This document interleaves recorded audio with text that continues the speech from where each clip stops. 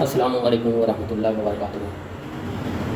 جی دوستوں، جو چیزیں ابھی میں بتانے لگا ہوں کہ جب ہمیں پتہ چلے کہ ہمیں ڈائبٹیز کا ہم شکار ہو گئے ہیں، ہمیں شوگر کا مسئلہ بن گیا ہے، تو ہمیں کون سی ایسی اغذیات ہیں جن کو بالفور بند کر دینی چاہیے۔ ہمیں ایسی وہ اغذیات نہیں کھانی، مثلا اس میں ایسے جس میں کاربوہائیڈریٹس ہوں، وہ اغذیات دوسرے لفظوں میں یہ ہے کہ وہ ان کا ہم نے پرہیز کرنا ہے۔ اب دیکھنا چاہیے کہ کن چیزوں میں جو کاربوہائیڈریٹس ہوتا ہے وہ زیادہ ہوتا ہے۔ جن میں لو ہوتا ہے کاربوہائیڈریٹس، ہم وہ استعمال کر سکتے ہیں۔ جن میں بہت زیادہ ہائی مقدار میں کاربوہائیڈریٹس ہوتا ہے ان کو ہم نے استعمال بالکل نہیں کرنا۔ نمبر 1، اجناس جو ہے وہ تمام قسم کے اجناس سے ہم نے پرہیز کرنا ہے۔ نمبر 1، جس میں یہ گندم آ جاتی ہے، اور مکئی کا آٹا، جوار کا، باجرے کا، اور اس کے علاوہ جوار کا اور چاول۔ یہ چیزیں جب پتہ چلے ہمیں کہ شوگر میں ہم پہلا قدم رکھ لیا ہے، تو ہمیں ان چیزوں سے بالکل پرہیز کرنا چاہیے۔ اور اس کے علاوہ خصوصاً آلو، شکرکنڈی، عربی، ان چیزوں سے پرہیز کرنا بہت ضروری ہے۔ اچھا، اس کے علاوہ بات ایک اور آ جاتی ہے کہ بالفرض شلجم ہے۔ شلجم ہم ویسے تو کھا سکتے ہیں، لیکن جب اس کو ہم نے پکا کر کھانا ہے تو یہ پکا کر نہیں کھانی، چاہے شلجم ہے چاہے گاجر ہے۔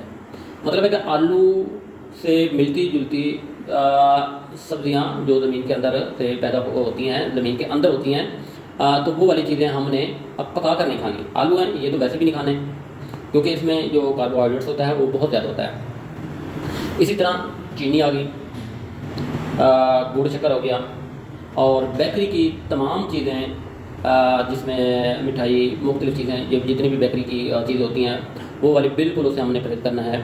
کولڈ ڈرنک کا پرہیز کرنا ہے، اور جتنے بھی فاسٹ فوڈ ہیں اس سے ہم نے پرہیز کرنا بہت ضروری ہے۔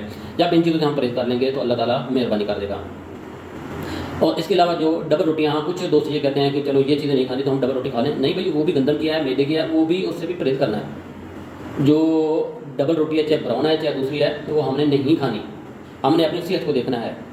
اگر ہم اپنی صحت کو لے کر نہیں چلیں گے تو ہم کسی اور بیماری میں بھی مزید مبتلا ہو جائیں گے۔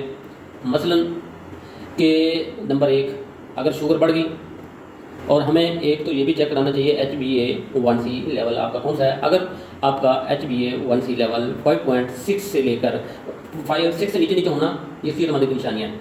اگر یہ 6 تک بھی ہو جائے تو نو پرابلم، نو ایشو، لیکن کوشش یہ کرنی چاہیے کہ 6 سے اوپر HbA1c لیول جو ہے نا یہ اوپر نہیں جانا چاہیے۔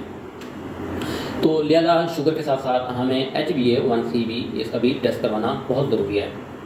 تو بات ہو رہی ہے اس کے ساتھ، جیسے یہ پتہ چلے تو ہم کہ ہمارا HbA1c بڑھ گیا ہے تو ہمیں ان چیزوں سے فوراً پرہیز کر لینا چاہیے۔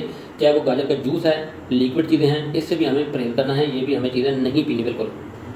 باقی انشاءاللہ میں دوسری ویڈیو میں یہ بھی بتاتا ہوں کہ ہمیں کون سی اغذیات ہیں جو ہمیں کھانی چاہیے اور کون سی اغذیات نہیں کھانی۔ اچھا، جو اغذیات کھانی ہے وہ مزاج کے حساب سے کھانی ہے، تو وہ کون سی مزاج ہیں؟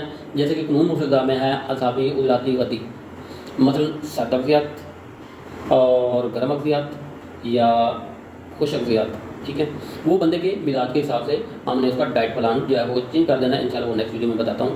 تو انشاءاللہ یہ ایک ویڈیو کر کے وہ بھی میں ڈالتا ہوں کہ جو اعصابی مزاج ہیں، عضلاتی مزاج ہیں، غدی مزاج ہیں، اس میں ہم کون سی اغذیات استعمال کرنی ہے اور کن کو ہم نے چھوڑ دینا اور کن کو ہم نے استعمال کرنا ہے۔ اس میں باقاعدہ یہ بھی بتایا جائے گا کہ جو موٹے قسم کے آدمی ہیں ان کی غذا جو ہے وہ کون سی رکھنی ہے، جو پتلے ہیں ان کی غذا کون سی ہونی چاہیے۔ ایسے پتلے جن کو شوگر میں مبتلا ہیں اور اس میں ساتھ ساتھ ان کو کاربنکلس بھی نکلتے ہیں، اور اس کے ساتھ اس کو مسلسل بخار رہتا ہے۔